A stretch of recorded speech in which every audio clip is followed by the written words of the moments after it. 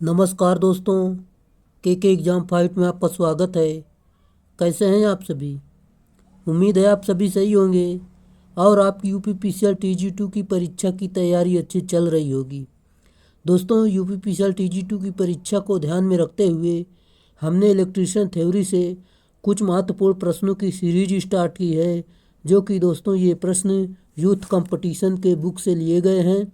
दोस्तों, ये प्रश्न विभिन्न एग्ज़ामों में पूछे गए प्रश्न होंगे, जैसे कि एनपीसीआईएल, यूपीपीसीएल टीजी2, यूपीआरवीएनएल, डीआरडीओ और एनएफएल, एनएफसी आदि जगहों में ये पूछे गए प्रश्न हैं।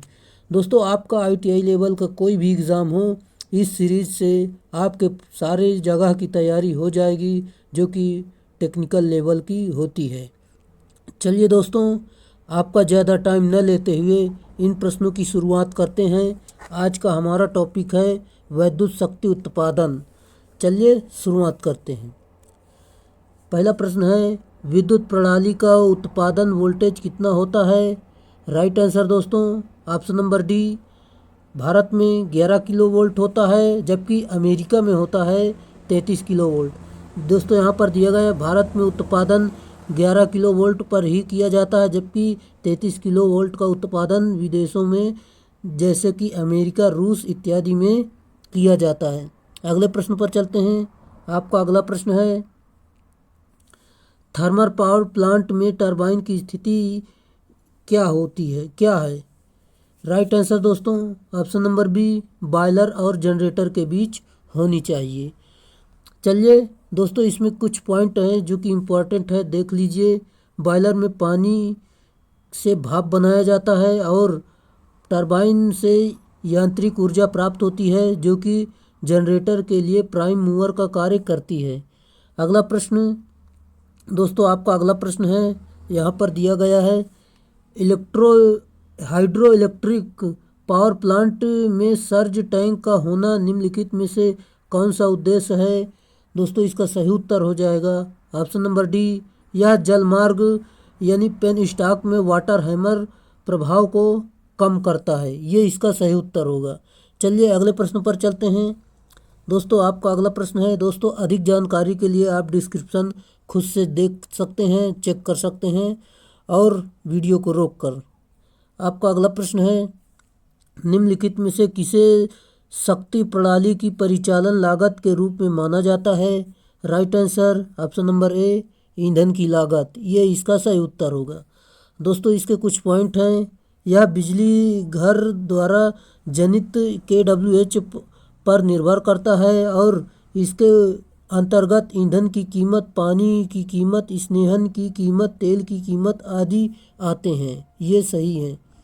चलिए आपका अगला प्रश्न है, जहां उपभोक्ता को विद्युत ऊर्जा पर शुल्क उसकी अधिकतम मांग और ऊर्जा की खपत के अनुसार प्रभारित किया जाता है तथा जिसे Z बराबर A+BY के रूप में व्यक्त किया जाता है, यूज डैश के रूप में जाना जाता है।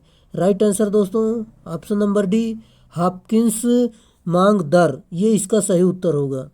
दोस्तों, अधिक जानकारी के लिए आप डिस्क्रिप्शन चेक करें और अच्छे से इसको पढ़ें। अगला प्रश्न है, बिजली उत्पादन के लिए सौर पैनल डैश प्लेट का उपयोग करता है।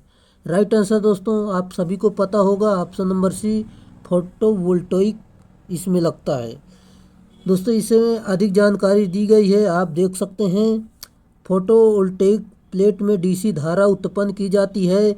इसके पश्चात विद्युत ऊर्जा को बैटरी में संग्रहित कर लिया जाता है, जिससे सूर्य के विकिरण के अभाव में उसका आवश्यकता अनुसार प्रयोग हो सकता है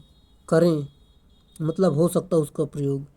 अगला प्रश्न है, शक्ति संयंत्र में धुएं से होने वाले वायु प्रदूषण को कम करने के लिए स्थापित यंत्र होता है। Right answer, option number C, स्थिर वैद्युत निस्सादक। ये इसका सही उत्तर है और अधिक जानकारी डिस्क्रिप्शन से देख सकते हैं।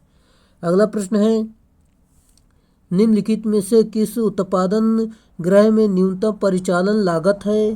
राइट आंसर, ऊष्मीय। अगला प्रश्न है, निम्नलिखित में से कौन सी विधि समुद्री जल से विद्युत शक्ति उत्पन्न करने के लिए अधिक लाभदायक है? राइट आंसर दोस्तों ऑप्शन नंबर सी, ज्वार शक्ति, ये इसका सही उत्तर है। अगले प्रश्न पर चलते हैं दोस्तों। आपका अगला प्रश्न है, और दोस्तों यहाँ से अधिक जानकारी देख सकते हैं खुद से, काफ़ी अच्छी जानकारी दी गई है। पन बिजली संयंत्र है, right answer option number B, ऊर्जा का पारंपरिक स्रोत है। अगले प्रश्न पर चलते हैं दोस्तों। यहाँ पर आप परंपरागत ऊर्जा स्रोत के कुछ महत्वपूर्ण कार्य देख लेते हैं, जैसे कि ऊर्जा के वे स्रोत जिन्हें बड़े पैमाने पर वर्ष 1973 के तेल संकट के बाद प्रयोग में लाया गया अपरंपरागत ऊर्जा स्रोत कहलाते हैं, जैसे कि सौर, वायु और बायोमास आदि। जो कि दोस्तों परंपरागत ऊर्जा होती हैं, जैसे कि नाभिकीय, जीवाश्म ईंधन और हाइड्रो रिसोर्स आदि होते हैं। और अधिक जानकारी यहाँ से देख सकते हैं। अगला प्रश्न है, निम्नलिखित में से कौन सा पन बिजली संयंत्र के साइट चयन के लिए एक आवश्यक नहीं है? राइट आंसर तलछट आवश्यक नहीं है, जबकि पानी की उपलब्धता आवश्यक है और बड़े जल ग्रहण क्षेत्र आवश्यक है, पथरीली जमीन भी आवश्यक है। चलिए अगले प्रश्न पर चलते हैं। आपका अगला प्रश्न है, निम्नलिखित में से किसका अधिकतम मॉडरेटिंग अनुपात है? Right answer option number A, DTO, जिसे भारी जल बोलते हैं। अगले प्रश्न पर चलते हैं दोस्तों। यहाँ पर कुछ इसके उदाहरण दिए गए हैं, आप देख लेना, और काफ़ी अच्छी जानकारी है। मॉडरेटर न्यूट्रॉनों की गति नियंत्रित करता है, ये जल, भारी जल, और इसके लिए हल्के परमाणुओं वाले पदार्थ जैसे कि हाइड्रोजन, ग्रेफाइट, भारी जल, बेरिलियम आदि का प्रयोग किया जाता है। अगला प्रश्न है, जब नियंत्रण रोड को रिएक्टर में प्रवेश करवाया जाता है तो के गुणक कारक का मान हो जाता है? Right answer option number D, बड़ा होता है 1। जब नियंत्रण रॉड को रिएक्टर में प्रवेश करवाया जाता है तो गुणन कारक के का मान 1 से कम होता है। अगला प्रश्न पर चलते हैं। आपका अगला प्रश्न है, क्षितिज व ऊर्ध्वाधर अक्ष किस अपरंपरागत बिजली संयंत्र के प्रकार हैं? Right answer option number B, पवन चक्की। दोस्तों यहाँ पर अधिक जानकारी देख सकते हैं, क्षैतिज अक्ष पवन चक्की और ऊर्ध्व अक्ष पवन चक्की, यहाँ पर काफ़ी अच्छी जानकारी दी गई है। अगले प्रश्न पर चलते हैं। आपका अगला प्रश्न है, एक सोलर पैनल में मॉड्यूल इंगित करता है? राइट आंसर सोलर सेल की श्रेणी तथा समांतर क्रम व्यवस्था, ये इसका सही उत्तर है। अगला प्रश्न है, निम्नलिखित में से कौन सा क्षेत्र सोलर ऊर्जा संयंत्र के लिए उचित है? राइट आंसर दोस्तों आपका सही उत्तर होगा ऑप्शन नंबर बी, गर्म व शुष्क क्षेत्र, इसका सही उत्तर है। अगले प्रश्न पर चलते हैं, जो कि आपका अगला प्रश्न है। दोस्तों अगले प्रश्न जाने से पहले आपसे रिक्वेस्ट है, आप हमारे चैनल पे नए हैं तो चैनल को सब्सक्राइब जरूर करें और अपने दोस्तों में अधिक से अधिक शेयर जरूर करें। चलिए, अगर वीडियो अच्छा लगता है तो प्लीज़ वीडियो को लाइक ज़रूर कर दिया करें। चलिए आपका अगला प्रश्न है, तापीय पावर प्लांट की क्षमता को बढ़ाया जा सकता है? Right answer option number B, उच्च भाप दाब का उपयोग करके। अगले प्रश्न पर चलते हैं। दोस्तों यहाँ पर ताप शक्ति संयंत्र की लगभग दक्षता 30% होती है और ताप शक्ति संयंत्र मूल रूप से रैकिन चक्र पर आधारित है, ये इसका एक्स्ट्रा फैक्ट है। अगला प्रश्न है, लोड गुणांक परिभाषित किया जाता है? राइट आंसर दोस्तों इसका जो सही उत्तर हो जाएगा option number C, load factor बराबर औसत लोड अपान उच्चतम लोड, इसका सही उत्तर है, इसका फार्मूला है। और दोस्तों भार गुणांक यानी लोड फैक्टर का मान 1 से कम होता है और लोड फैक्टर यदि प्रति यूनिट उत्पादन का संपूर्ण मूल्य निर्धारित करता है। चलिए अगले प्रश्न पर चलते हैं। निम्न शीर्ष तथा ज़्यादा विसर्जन के लिए उपयोग किया जाने वाला जलीय टरबाइन डैश डैश है? Right answer option number B, Kaplan turbine, ये इसका सही उत्तर है। अगले प्रश्न पर चलते हैं, जो कि आपका अगला प्रश्न है, एक नाभिकीय रिएक्टर में निम्नलिखित में से किस पदार्थ को विखंडित दर को नियंत्रित करने के लिए नियंत्रण छड़ में लगाया जाता है। Right answer option number C, cadmium को इसमें लगाया जाता है नियंत्रण करने के लिए। इसके अलावा दोस्तों बोरान की छड़ का भी प्रयोग किया जाता है। अगला प्रश्न है आपका, विद्युत संयंत्र के अर्थशास्त्र में प्रयुक्त वार्षिक ब्याज चक्रवृद्धि विधि को किस अन्य नाम से भी जाना जाता है? राइट आंसर सिंकिंग फंड विधि, ये इसका सही उत्तर होगा। दोस्तों अधिक जानकारी यहाँ से देख सकते हैं। अगला प्रश्न है, विद्युत उत्पादन संयंत्र में बिजली हमेशा इस पर उत्पन्न होती है। Right answer option number C, नियत आवृत्ति और स्थिर वोल्टेज, ये इसका सही उत्तर है। अगला प्रश्न है दोस्तों, जो भारत में इसकी आवृत्ति होती है वो 50% होती है, 50 हर्ट्ज होती है, जबकि प्लस माइनस इसमें 1.5 लिखा है लेकिन प्लस माइनस 5 होता है। चलिए अगले प्रश्न पर चलते हैं, जो कि आपका अगला प्रश्न है, दिए गए कथनों में जल विद्युत उत्पादन प्रणाली के संबंध में सही विकल्प चुनना है। दोस्तों आपको कथन पहला दिया है कि सर्ज टैंक का मुख्य कार्य पेनस्टॉक में पानी में टंकण प्रवाह को कम करना है। दोस्तों ये इसका कथन फर्स्ट बिल्कुल सही है। पेनस्टॉक प्रवेश क्रिया से और फोरबे से टरबाइन तक पानी लेने के लिए एक नली प्रणाली है। दोस्तों ये भी इसका कथन सही है। ऑप्शन नंबर इसके दोस्तों सही है, ऑप्शन नंबर ए, दोनों सही है कथन। चलिए अगले प्रश्न पर चलते हैं। दोस्तों ये इसका चित्र बना है, आप देख सकते हैं, समझ सकते हैं। आपका अगला प्रश्न है, थर्मल पावर प्लांट में टरबाइन की स्थिति क्या है? राइट आंसर बॉयलर और जनरेटर के बीच में। दोस्तों इसको मैंने आपको अभी ये प्रश्न पहले मिला, फिर रिपीट हो गया। बॉयलर में पानी से भाप बनाया जाता है, और अगला पॉइंट देख लेना। अगला प्रश्न है, विभिन्न ऊर्जा संयंत्र के संबंध में कौन सा कथन सही है?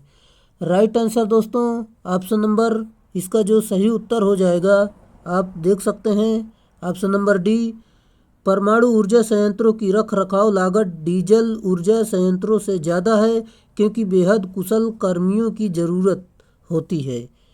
ये इसका सही उत्तर है।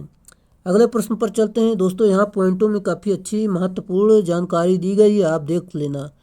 अगला प्रश्न है, निम्नलिखित में से कौन से प्लांट की उत्पादन यानी जेस्टेशन की अवधि अधिक होती है? Right answer option number D, large hydro power plant यानी बड़ा जल विद्युत संयंत्र, इसकी अवधि अधिक होती है। दोस्तों इसमें इसकी शक्ति संयंत्र दिया गया है और इसकी दक्षता दी गई है और प्रचालन आयु इसका दिया गया है। दोस्तों किसकी कितनी आयु होती है अगर बन जाता है तो यहाँ से देख सकते हैं, और इसकी दक्षता क्या होती है। इससे काफ़ी प्रश्न बनते हैं, इसे आप याद कर लें। अगला प्रश्न है, आपका अगला प्रश्न है, सवाल है दोस्तों, पेन कापी निकाल लीजिए और आप इसे हल जरूर करें। 8 × 10⁶ मीटर स्क्वायर क्षेत्रफल वाले एक कैचमेंट क्षेत्र के एक हाइड्रो इलेक्ट्रिक पावर स्टेशन में सालाना वर्षों 1.25 मीटर होती है और यील्ड फैक्टर 80% है, तो प्रतिवर्ष इस्तेमाल किए जा सकने वाले जल का आयतन क्या होगा? दोस्तों इसे आप हल करेंगे तो आपका उत्तर निकल कर आएगा ऑप्शन नंबर बी, 8 × 10⁶ आ जाएगा। चलिए अगले प्रश्न पर चलते हैं, जो कि आपका अगला प्रश्न है। दोस्तों इसे हल जरूर करना, अगर नहीं हल कर पा रहे हैं तो यहाँ से ज़रूर देख लें। अगला प्रश्न है, गैस कूल्ड रिएक्टर में मॉडरेटर के रूप में निम्नलिखित में से क्या प्रयुक्त किया जाता है? राइट आंसर केवल ग्रेफाइट। और दोस्तों इसमें जो है रिएक्टर में मॉडरेटर का कार्य न्यूट्रिनो की गति को मंद यानी धीमा करना होता है। मॉडरेटर में निम्न प्रकार के होते हैं, जैसे कि हल्का पानी यानी भारी जल, और ग्रेफाइट, बेरिलियम, कार्बनिक द्रव, ये सभी होते हैं। अगला प्रश्न है, इकोनोमाइजर का प्रयोग डैश दक्षता बढ़ाने के लिए किया जाता है। राइट आंसर बॉयलर का। दोस्तों इसकी बॉयलर की जो दक्षता होती है 6 से 10% तक बढ़ जाती है। अगला प्रश्न है, परमाणु बिजली का उत्पादन संयंत्र का ईंधन डैश डैश है। राइट आंसर यूरेनियम और थोरियम होते हैं इसके। अगले प्रश्न पर चलते हैं। दोस्तों अगले प्रश्न जाने से पहले ये मेरा टेलीग्राम चैनल है दोस्तों, इसे आप ज्वाइन कर सकते हैं। इसमें इसकी पीडीएफ दी जाती है जो कि 2 से 3 दिन में दी जाएगी, और ऑलरेडी हमने इसमें बहुत सारी पीडीएफ अपलोड कर दी हैं। चाहे तो आप यहाँ से पीडीएफ डाउनलोड करके पढ़ सकते हैं, जो कि हमने डीसी जनरेटर, डीसी मोटर और alternator, synchronous motor, single phase induction motor, जो कि मेन टॉपिक हैं आने लायक, उन्हें पहले हमने इसमें पीडीएफ दे दी है। आप यहाँ से हल ज़रूर करें, ज्वाइन कर लें। चलिए अगले प्रश्न पर चलते हैं। आपका अगला प्रश्न है, किस विद्युत उत्पादन संयंत्र की संचालन लागत न्यूनतम है। Right answer hydro electric. अगले प्रश्न पर चलते हैं, जो कि आपका अगला प्रश्न है, विकसित देशों में किस जनरेटिंग स्टेशन पर अधिकतम वोल्टेज कितना होता है। राइट आंसर 33 किलो वोल्ट, जो कि मैंने आपको अभी बताया था। अगले प्रश्न पर चलते हैं, जो कि आपका अगला प्रश्न है, किस बिजली संयंत्र में सर्ज टैंक का उपयोग किया जाता है। Option number A hydro electric power plant में।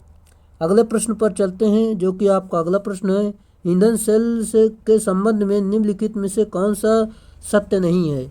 Right answer option number D, वे उच्च प्रदूषण का कारण बनते हैं और उनका ऑपरेशन शोर भरा होता है, ये गलत है। अगले प्रश्न पर 200 और बाकी सब सही हैं। अगले प्रश्न पर चलते हैं, जो कि आपका अगला प्रश्न है। यहाँ पर अगला प्रश्न दिया गया है, एक हाइड्रो पावर प्लांट में किस तरह के जनरेटर का इस्तेमाल किया जाता है। Right answer no speed silent pole alternator. दोस्तों इसमें अच्छी जानकारी दी गई है, जो कि साइलेंट पोल टाइप रोटर की गति सामान्यतः 300 आरपीएम से लेकर 500 आरपीएम तक होती है, और सैलिएंट पोल टाइप रोटर का डायमीटर बड़ा तथा अच्छी लंबाई कम होती है। अगला प्रश्न है, राष्ट्रीय विद्युत संहिता का उपयोग निम्नलिखित में से किसके लिए नहीं किया जा सकता। राइट आंसर उपकेंद्र यानी सब स्टेशन डिजाइन में नहीं किया जा सकता। अगला प्रश्न है, जो कि आपका अगला प्रश्न है, दोस्तों इसका जो उपयोग है आवासीय भवन वायरिंग और वाणिज्य भवन वायरिंग और औद्योगिक भवन वायरिंग के लिए किया जाता है। अगला प्रश्न है, भारत में उत्पादन बिजली का बड़ा हिस्सा डैश डैश के माध्यम से उत्पादित किया जाता है। Right answer option number C, तापीय शक्ति संयंत्र से। अगले प्रश्न पर चलते हैं। दोस्तों इसमें जो है समान रूप से प्रयुक्त भाप का दाब 110 से लेकर 170 किलोग्राम अपान सेंटीमीटर स्क्वायर होता है। इस शक्ति संयंत्र की दक्षता 25% से लेकर 30% तक होती है। अगला प्रश्न है, विखंडन द्वारा पैदा की गई ऊष्मा जैसे ही मुक्त होता है, उसे जितना हो सके उतनी तेजी से निकालने के लिए प्रयुक्त वस्तु को क्या कहा जाता है। राइट आंसर रिएक्टर कूलेंट, ये इसका सही उत्तर है। अगला प्रश्न है, दोस्तों आपका अगला प्रश्न है, ऊर्जा संयंत्र में किस मापदंड की वृद्धि से कार्य क्षमता सीधे रेखा के नियम का पालन करती है। राइट आंसर तापमान। अगला प्रश्न है, दोस्तों आपका अगला प्रश्न है, सवाल है और इसे पेन कापी निकाल लीजिए, आप इसे हल जरूर करें। एक बिजली संयंत्र की शुरुआत की लागत 2 × 10⁸ रुपये है। उबार मूल्य यानी साल्वेज मूल्य जो है वैल्यू है 15% और उपयोगी जीवन में 25 वर्ष माने स्ट्रेट लाइन की विधि का उपयोग करते हुए 25 वर्षों के बाद संयंत्र का मूल्य कितना होगा। दोस्तों आप इसे हल करेंगे तो आपका उत्तर जो निकल कर आएगा, पहला नंबर ऑप्शन नंबर ए 3 × 10⁷ निकल कर आ जाएगा, जो कि दोस्तों यहाँ पर हल किया गया है, आप देख सकते हैं। अगला प्रश्न, आपका अगला प्रश्न है, एक विंड यानी विंड मिल में बिजली का उत्पादन क्या होगा। राइट आंसर दोस्तों आपका जो सही उत्तर होगा, यहाँ पर देख सकते हैं आपका सही उत्तर है ऑप्शन नंबर बी, हवा की गति के घन के अनुपातिक होता है। चलिए, यहाँ पर इसका फार्मूला दिया गया है, यहीं से इसका मतलब निकाला गया है। आप यहाँ से देख सकते हैं, सारी जानकारी ले सकते हैं वीडियो को रोककर। अगला प्रश्न है, कैलोरी जनन यानी क्लोरोफिक मान एक ठोस ईंधन का कैलोरी जनन यानी क्लोरोफिक का मान किसमें व्यक्त किया जाता है जबकि कैलोरी के रूप में लिखा गया है? तो ऑप्शन नंबर डी इसका सही उत्तर होगा, कैलोरी प्रति ग्राम इसका सही उत्तर है। अगला प्रश्न है दोस्तों, यहाँ पर अच्छी जानकारी है, आप यहाँ से इसे ज़रूर पढ़ें। अगले प्रश्न पर चलते हैं, जो कि एक डीजल पावर स्टेशन की प्रति दिन की डीजल खपत 1000 किलोग्राम है। दोस्तों पेन कापी निकाल लो, आप इसे हल जरूर करें। प्रतिदिन 5000 किलोवाट यूनिट उत्पादन की जाती है, विशिष्ट ईंधन खपत है। राइट आंसर दोस्तों, आप इसे हल करेंगे तो आपका उत्तर निकल कर आएगा 0.2 किलोग्राम प्रति किलोवाट, इसका सही उत्तर है। अगले प्रश्न पर चलते हैं दोस्तों, अगर आप ना हल कर पा रहे हैं तो देख सकते हैं यहाँ पर इसका फार्मूला पर सीधा सीधा रख दिया गया है और सीधा आपका आंसर निकल कर आ गया है। अगला प्रश्न है दोस्तों, ये भी सवाल है और इसे हल जरूर करें।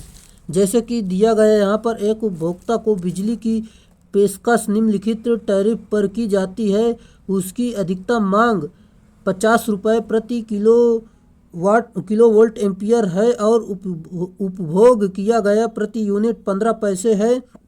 उपभोक्ता का 0.8 लैगिंग पावर फैक्टर पर कुल लोड 200 किलोवाट है। यदि लोड फैक्टर 80% है तो मासिक बिल कितना होगा? दोस्तों इसे हल करेंगे तो आपका उत्तर जो निकल कर आएगा 29,780 आ जाएगा। चलिए दोस्तों, आप अगर हल नहीं कर पा रहे हैं तो यहाँ से देख सकते हैं कैसे यहाँ पर हल किया गया है। चलिए, आपका अगला प्रश्न है, यदि कुल उपलब्ध बिजली उत्पादन आउटपुट से मांग की पूर्ति नहीं होती है तो उत्पादन और मांग के बीच संतुलन बनाने के लिए निम्नलिखित में से कौन सा उपाय उपयोग किया जाता है? राइट आंसर दोस्तों, option number A, load shedding इसका सही उत्तर है। चलिए अगले प्रश्न पर चलते हैं, जो कि आपका अगला प्रश्न है। यहाँ पर दोस्तों अधिक जानकारी ले सकते हैं। अगला प्रश्न है,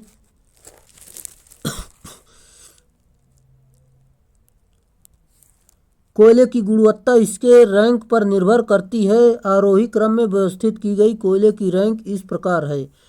राइट आंसर दोस्तों, जो आपका सही उत्तर हो जाएगा, यहाँ पर देख सकते हैं, लिग्नाइट, सब बिटुमिनस कोयला और एंथ्रेसाइट इसका सही उत्तर है। दोस्तों यहाँ पर इसकी गुणवत्ता कैसी है देख सकते हैं, क्लोरोफिकमान और कोयला यहाँ पर दिया गया है, किसकी कितनी कितनी होती है, यहाँ से जानकारी देख सकते हैं। अगला प्रश्न है, ऊर्जा की विद्युत इकाई क्या है? Right answer option number B, MeV इसका सही उत्तर होगा। चलिए अगले प्रश्न पर चलते हैं, जो कि आपका अगला प्रश्न है, गैस टरबाइन पावर प्लांट आमतौर पर किसकी आपूर्ति के लिए प्रयुक्त किया जाता है? दोस्तों इसका जो सही उत्तर होगा option number B, peak load इसका सही उत्तर है। चलिए दोस्तों अगले प्रश्न पर चलते हैं, जो कि आपका अगला प्रश्न है। दोस्तों यहाँ पर अधिक जानकारी देख सकते हैं, निम्न ऊर्जा संयंत्रों में से किस में ईंधन परिवहन की लागत व्यवहार में शून्य होती है? Right answer option number D, जल विद्युत ऊर्जा संयंत्र में। अगले प्रश्न पर चलते हैं, जो कि आपका अगला प्रश्न है, थर्मल पावर प्लांट में इकोनोमाइजर की मुख्य भूमिका क्या है? Right answer option number C, flue गैसों में ऊष्मा निकालना और बॉयलर फीड पानी को पहले से गर्म करना इसका सही उत्तर है।